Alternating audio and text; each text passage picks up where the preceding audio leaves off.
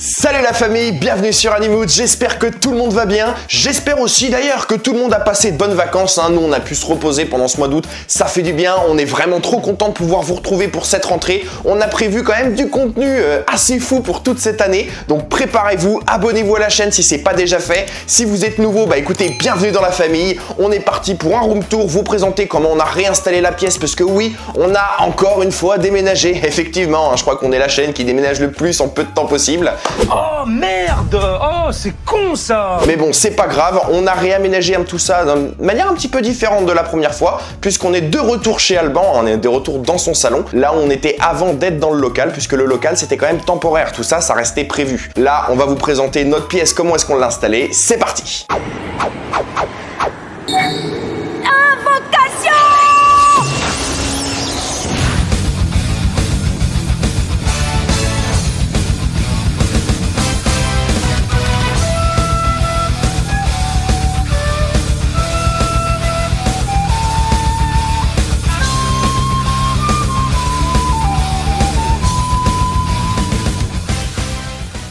On est parti pour la première installation, c'est les Lepidodactylus, donc on a mis en hauteur pour pouvoir mieux en profiter puisque c'est des geckos qui sont arboricoles. Je rappelle quand même que le Lepidodactylus c'est un animal qui va vivre en Asie, c'est un gecko qui va mesurer à peu près 10 cm et qui est capable de parthénogenèse, ça veut dire qu'il est capable de se reproduire sans mâle en fait tout simplement. On les a mis ici mais l'installation je vais vous expliquer un peu plus en détail puisqu'il y a 2-3 trucs qui ont changé quand même depuis qu'on l'a faite. Déjà la mousse elle a littéralement explosé, les bromélias qu'on avait mis à l'intérieur on les a supprimés pour les remplacer par d'autres plantes. Je suis désolé, j'arrive jamais à retenir le nom, je crois que c'est des Neogeritina. Si je dis pas de bêtises, je crois que c'est ça. C'est en gros comme des bromélias mais en plus petit. On voulait absolument avoir cette forme-là en fait dans le terrarium mais en plus petit parce que les bromélias ça prend vraiment énormément de place et dans un terrain comme ça c'est juste pas possible au final quoi. Quand ça grandit c'est juste un enfer. Sur le bas on a quand même quelques soucis. Si on regarde bien plus précisément juste ici, on va avoir en fait de la cyanobactérie qui s'est développée dans le drainage. Va falloir qu'on refasse complètement le sol. On a essayé différentes actions pour pouvoir la supprimer. Malheureusement la solution serait trop difficile à supporter pour les reptiles qui sont à l'intérieur. Donc on va refaire complètement le sol directement. Tout ça de toute façon on va le faire en vidéo puisqu'on a prévu quelques petites dingueries sur cette installation. Je vous le dis, vous êtes vraiment pas prêts. On a toujours gardé cette idée de faire un terrarium communautaire, mais du coup ce ne sera pas avec l'espèce qu'on avait décidé à la base. Je pense que beaucoup d'entre vous seront surpris de ce qu'on a choisi pour faire un terrarium communautaire. Juste en dessous par contre, on va voir l'autre installation qu'on a mise. Donc ça c'est les dendrobates. Les dendrobates, donc c'est des dendrobates Auratus elcopé, des dendrobates qui ont une couleur qui est bleue, un petit peu azur métallique avec un gris métallisé, c'est vraiment magnifique. C'est une installation qui va plutôt bien, même si malheureusement, on en avait parlé pendant le live, on a vu un décès d'une dendrobate. Alban soupçonnait que c'était un mâle, on n'avait pas de confirmation malheureusement. Elle est décédée dans le drainage. En fait, elle s'est fait noyer par une de ses sœurs. No! God, please, no! No! No! No! Elle était dans le drainage, elle a été noyée. On avait fait un petit drainage comme celui-ci pour éviter le problème à l'origine. Malheureusement, cette solution n'a pas suffi parce que ça reste important d'avoir un drainage efficace dans un terrarium à dendrobates parce que sinon, l'eau elle monte très très vite en fait. Donc c'est pour ça qu'on a été obligé de faire ça. Malheureusement, cette solution n'a pas suffi. Il va falloir qu'on trouve une solution qui est beaucoup plus efficace en fait, tout simplement. Je ne sais pas exactement comment on va faire. De toute façon, l'installation des dendrobates, on a prévu de la faire dans quelque chose de complètement différent. On a prévu de refaire une vidéo sur le sujet très prochainement, je sais pas quand exactement, mais de toute façon on viendra sur tout ça très prochainement. Pour la suite, alors c'est un terrarium qui va être juste au-dessus. Là, ici, c'est le terrarium de Loki qui était précédemment le terrarium du gecko à crête, qui était précédemment le terrarium qu'on avait utilisé pour la vidéo Brico Déco. Ce terrarium là, bah écoutez, on l'a refait parce qu'on voulait mettre Loki à l'intérieur, on vous l'avait montré dans la vidéo. Sachant qu'en plus Loki, je vous le dis, on a fait des dingueries avec lui, on arrive à le nourrir à la main maintenant. Depuis qu'on a déménagé, je dirais que la confiance, vous voyez, la confiance avec un reptile, ça monte, ça vient, ça dépend des jours, tu vois ce que je veux dire? Là, le truc, c'est qu'on l'a déménagé, on a changé ses habitudes qu'il avait commencé à avoir au local. Malheureusement, la confiance, elle n'a pas été rompue, mais elle est redescendue un petit peu. Donc, ça remonte progressivement. On arrive à le nourrir à la main, mais c'est vraiment seulement quand il a envie. Je crois pas que tu aies réussi à le refaire monter sur ta main, toi, Alban? Non. Moi non plus. J'ai pas réussi à le faire monter sur ma main, parce qu'avant, oui, au local, on arrivait à le faire monter sur notre main, le nourrir sur notre main. Enfin, c'était vraiment une dinguerie. Et en tout cas, on n'a toujours pas trouvé de mâle ni d'autres femelles. C'est toujours une femelle qui est toute seule dans son terrarium pour le moment, mais on a toujours ce projet d'essayer de récupérer un mâle et une ou deux femelles en plus, histoire de lui faire des petits copains à l'intérieur et que tout ce petit beau monde puisse potentiellement se reproduire. Juste en dessous, du coup, le terrarium qui est juste ici, ça c'est le terrarium du gecko à crête, donc c'est le terrarium du gecko à crête d'Alban, donc de Scarlett. C'est un terrarium qu'il va falloir qu'on refasse complètement, parce que là j'avoue que celui-ci c'est un des tout premiers qu'on a fait, hein. Franchement ça fait longtemps qu'il nous suit, on n'a jamais changé, hein. Les racines elles ont toujours été là, les plantes juste mises à part un petit peu de taille d'Alban de temps en temps, parce que ça se développe tellement dedans que sinon ce serait vite la jungle. Va falloir qu'on le refasse quand même, parce que là ça commence à réellement être trop le bordel, elle va toujours se planquer au fond, c'est une galère quand on veut la récupérer. Donc là le terrarium on va le refaire, celui-ci on va pas forcément le refaire en vidéo sur YouTube, étant donné qu'on a déjà ressorti une vidéo gecko à crête il y a peu de temps. Peut-être qu'on le refera en vidéo sur TikTok, donc pour les personnes qui nous suivent sur TikTok, vous aurez potentiellement bientôt une vidéo où on refait ce terrarium là au complet. Ça me permettra de vous faire un petit tuto sur TikTok, entre guillemets, sur le gecko à crête. Juste au-dessus du coup, hop, youplay. Petite roulette. Donc là, juste là, on va avoir le terrarium de Billy Bob, donc mon gecko à crête. Vous voyez, on va faire ça dans l'ordre, hein, les deux geckos à crête, on va les faire ensemble. Donc là, mon gecko à crête, lui, il va toujours bien. Il est juste ici, là, d'ailleurs, on le voit dans le coin. Je sais pas si tu le vois bien, Alban. Si, super. Et bah du coup, lui, il va très très bien. Il est toujours ici pour le moment, il est toujours pas revenu chez moi. On le laisse ici s'habituer, s'y faire un petit peu. Je vous avoue que quand il était côte à côte avec la femelle, il était à fond sur elle, c'était véritablement un truc de dingue. Mais par contre, l'installation qu'on a faite là, Alban l'a refaite très dernièrement, puisqu'en fait, on a eu de la moisissure au fond. Je sais pas pourquoi, je sais pas comment c'est arrivé. Je crois qu'on avait un sac qui avait commencé à moisir et du coup, quand on l'a mis à l'intérieur, malheureusement, la moisissure s'est développée et c'est devenu catastrophique. Donc Alban l'a refait très récemment, c'est pour ça que ça peut être un petit peu différent par rapport à ce que vous aviez vu au début, hein. C'est tout à fait normal. Sinon, lui, en termes de manipulation, depuis qu'il a grandi, il est quand même vachement plus facile à manipuler, mais c'est toujours un petit peu quand il a envie. Vous voyez, avec les geckos à crête, malgré qu'ils soient quand même facilement manipulables, moi je vous conseille toujours d'essayer de vous fier au caractère qu'il a. Le Scarlett, elle est vachement plus calme, beaucoup plus facile à manipuler, elle va moins avoir un tempérament à vouloir s'enfuir. Lui, par contre, quand il est vraiment réveillé ou alors quand il a décidé qu'il ne se ferait pas manipuler, t'as intérêt de t'accrocher parce qu'il va décider de se barrer, hein. C'est vraiment une galère pour le coup. Donc on essaie de faire attention, on se fie à son caractère et on essaie de pas trop le contraindre non plus. Juste à côté, on va avoir du coup la grenouille, donc Pac-Man, ça c'est la Ceratophrys cranoeli, Bulbizarre, qu'on a appelé avec la petite Pokéball qui est juste là-haut, j'adore moi. Bulbizarre, alors lui, il vit sa meilleure life dans son terrarium, on l'avait changé, à la base il était dans un terrarium qui faisait 60, 45, 45, on l'a changé parce qu'il prenait vachement de place, elle bouge vraiment pas énormément, elle bouge de temps en temps la nuit quand même, hein. Elle va changer de trou, mais bon, c'est pas un animal qui est vraiment très très actif, donc on l'avait placé ici. On va refaire encore une fois son installation, ça aussi on a prévu de vous le faire en vidéo très prochainement, ça permettra de refaire une vidéo sur la Ceratophrys cranoeli qui va être vraiment top, et on a décidé de faire ça pas dans un terrarium tout simplement, on va la faire dans un aquarium, comme ça ça permet de vous montrer comment faire à moindre coût. Ensuite, l'installation qui va être juste en dessous. Alors, ça, c'est notre petite installation de Yule qui va très très bien aussi. On a eu de la petite reproduction à l'intérieur, on a vu des petites bébés Yule qui se baladaient de temps en temps. L'installation a quand même été refaite par Alban, on a changé le terrarium puisque là aussi on a eu de la moisissure. En fait, c'est tout simplement la même terre qu'on avait utilisée pour les deux qui sont juste ici. Et malheureusement, le sac était moisi, donc nous on l'a pas vu et malheureusement la moisissure s'est développée. Ça a envahi un paquet de terrain, c'est pas le seul, je vous montrerai un petit peu plus tard.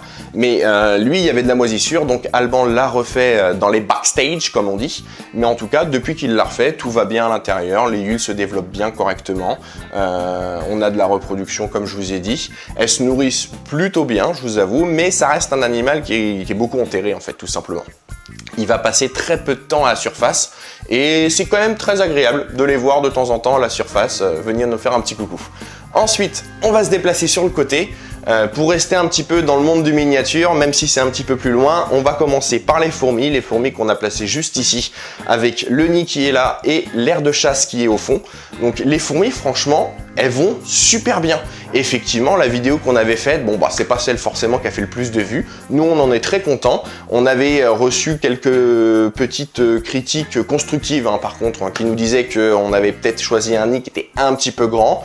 Bah au final non, pas forcément, je trouve pas. Moi en tout cas personnellement, la colonie se développe super bien. La reine elle fait que de pondre, il y a plein d'ouvrières qui arrivent pas de naître, enfin c'est vraiment une dinguerie. Là à l'intérieur on soupçonne même d'avoir des médias et une major, donc c'est pour vous dire à quel point la colonie va bien, elle se développe correctement. On va pouvoir potentiellement dans quelques temps, là quelques mois, commencer une diapause, donc faire en sorte de baisser les températures pour faire un hivernage, et ça va être vraiment pas mal, ça va permettre de faire en sorte que la colonie se développe encore mieux une fois que tout ça sera terminé. Donc là les fourmis, tout va bien, et juste à côté on a nos cloportes. Alors là les cloportes, vous voyez j'ai le sourire dès que je parle de cloportes, c'est quelque chose, j'adore ça. Il y a plein de membres de ma famille qui comprennent pas, ils me disent ah c'est répugnant, ça grouille, ils sont comme ça. Non moi j'adore, moi je kiffe les cloportes, je trouve ça trop mignon, j'adore, je regarde tout le temps. Enfin bref, on va pas forcément s'étaler sur mon sentiment. Là en haut, donc on a toujours notre boîte, ça c'est la boîte où on vend les cloportes. Si jamais vous êtes intéressé, n'hésitez pas à nous envoyer un petit mail sur animoud49@gmail.com ou alors à nous envoyer un message sur Instagram ou un message sur TikTok, enfin peu importe, rentre deux avec nous en contact, on essaiera de te vendre des cloportes. Juste en dessous, on a toujours les Cubaris Jupiter. Alors là, on en avait 4 à l'origine. La colonie, elle s'est extrêmement bien développée. Je pourrais même pas forcément te les compter. On est parti de 4, parce qu'on en avait acheté 5 à 70 €, il y en avait un qui était mort. Donc on est parti de 4. Là, on en a pas mal. Je vous dirais qu'on a pratiquement 200 boules dans le tiroir là. Donc on est plutôt content. Juste en dessous, les Armadillidium maculatum yellow. Donc ça, c'est des zébrés, mais qui sont jaunes en fait, tout simplement. On a plutôt l'habitude de voir des zébrés blancs. Et bah ceux-là, top du top aussi, c'est pareil, hein, je vous avoue, ils se reproduisent, regardez-moi ça. Comment c'est trop sexy. Franchement, ils vont bien, ils se développent super bien. Là, la colonie, on la laisse s'étoffer un petit peu et plus tard, on devrait pouvoir les revendre, ceux-là aussi. Donc, n'hésitez pas à garder notre contact si jamais vous les souhaitez. Parce que là, ceux-là, vraiment, ils partent très bien. Et en bas, bien sûr, bien entendu, les Armadillidium Depressum Magic Potion, les mêmes qui sont dans la boîte juste ici. Et ben, je vous avoue qu'il va falloir qu'on revide, qu'on remette là-dedans et qu'on refasse repartir une souche parce que ça se développe à une vitesse. Si vous les voulez, ceux-là, mais je vous le dis, hein, ça se reproduit plus vite que des lapins. C'est impressionnant. Pour la suite, du coup, alors, ça, c'est des installations qui sont vides. Les installations vides, ça c'est pour, on les a placées là parce qu'on a prévu des projets de fous furieux. Celui-ci, bon je vous le dis, ça y est, on arrive au moment, c'est la future installation des dendrobates. On a prévu de vous faire une vidéo dendrobates dans un aquarium qui fait 240 litres. Autant vous dire que ça va être le paradis en dendro que toute rêve. Un truc de dingue. Je vous dis pas exactement comment est-ce qu'on va le monter, mais on a prévu des trucs qui sont vraiment pas mal. J'espère juste qu'on va réussir à avoir le budget pour pouvoir vous tourner cette vidéo parce qu'on a vu les choses en grand et j'espère que le budget va pouvoir rentrer. Donc pour nous aider, appuyez sur le bouton s'abonner.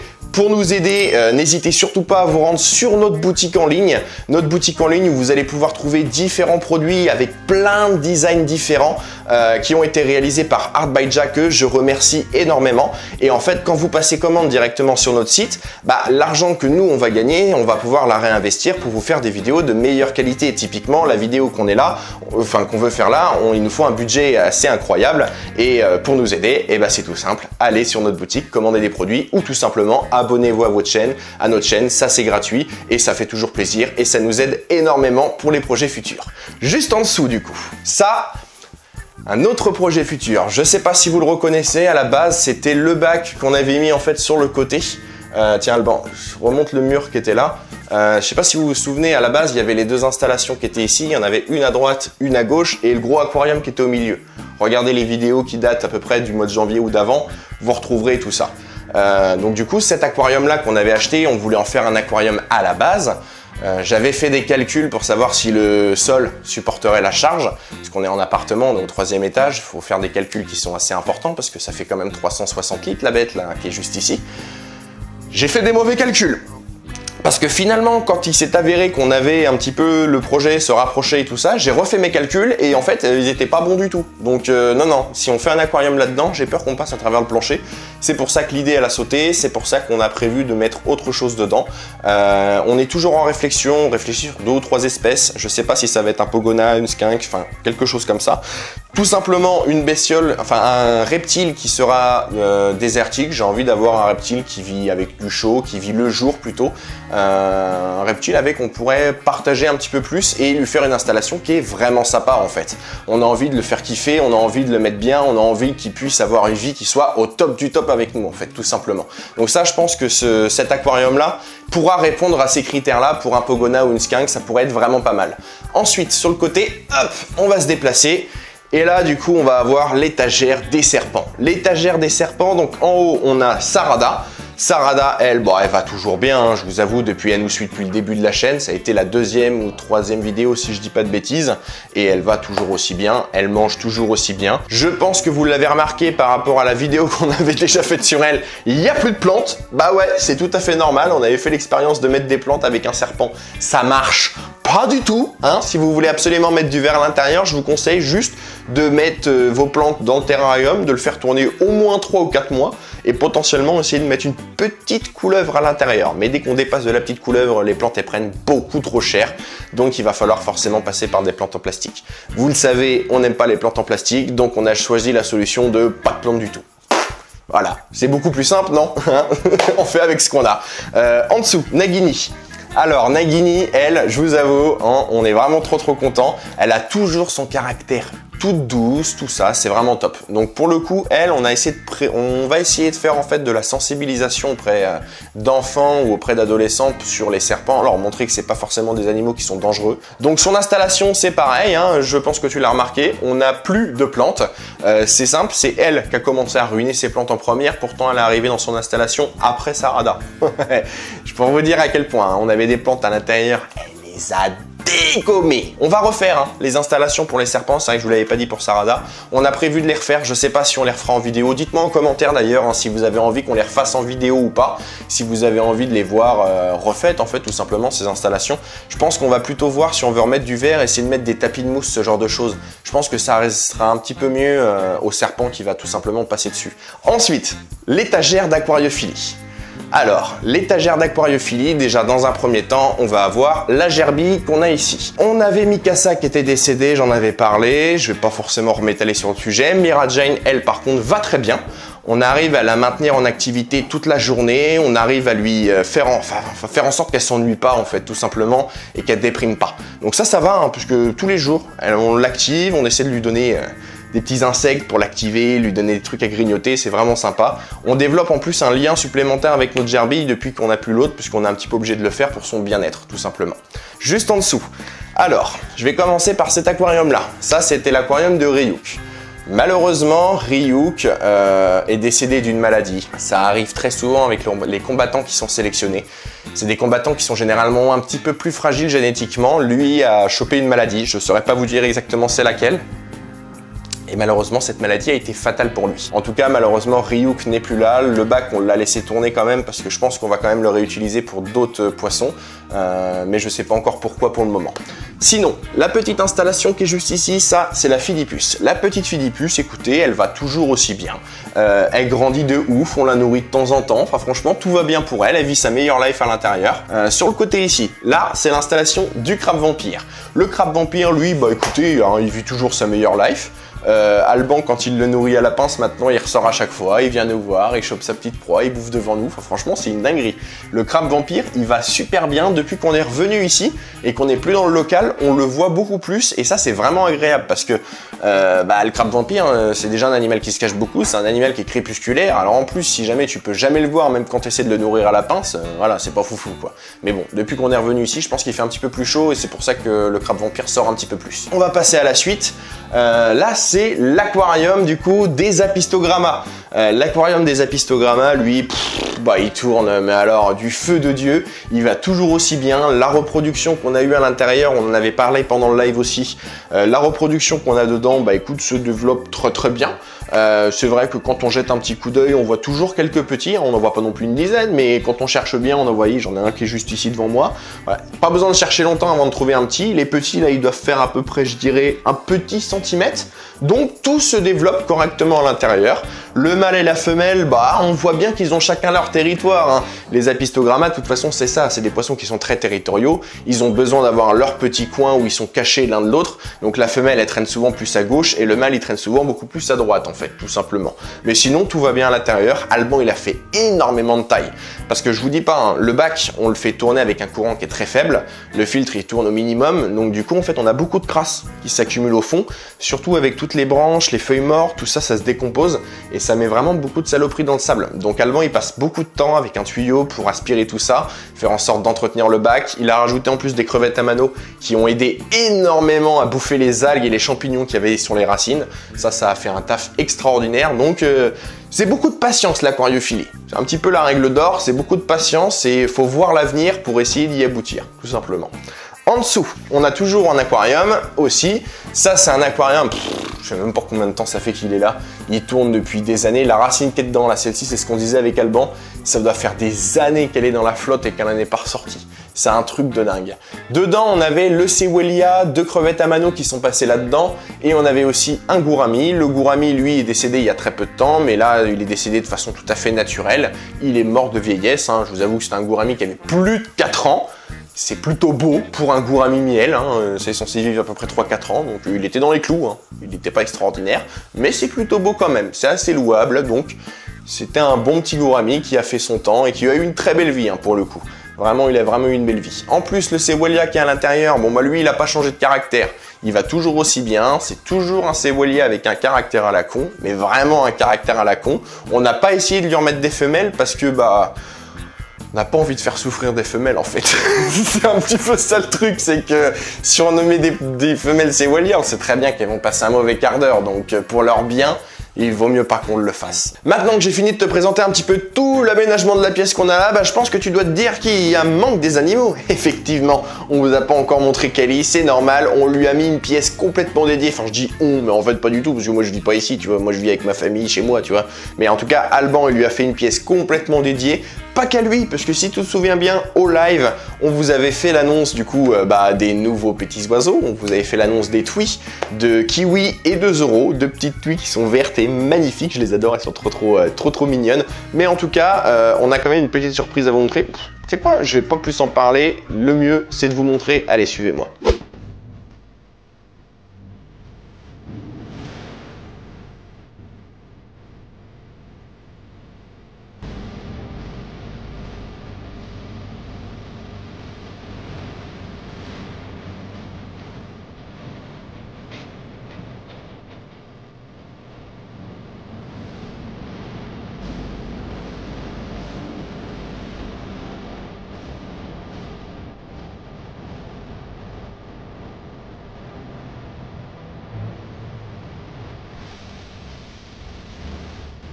Je vous souhaite à tous du coup la bienvenue dans cette pièce à oiseaux qui est aussi le salon d'Alban, qui était anciennement d'ailleurs, hein, pour ceux qui ne le savaient pas, la pièce d'Animoot, c'est la pièce dans laquelle on a commencé la chaîne. En tout cas, cette pièce à oiseaux, donc elle est séparée en 2 coins. On a le côté salon, donc là où est Alban actuellement, on va pas pouvoir vous montrer tout de suite, on vous montrera un peu après, mais en tout cas ici c'est le côté oiseau. Au niveau du côté oiseau, donc là on a la cage de Kali, allez viens là toi.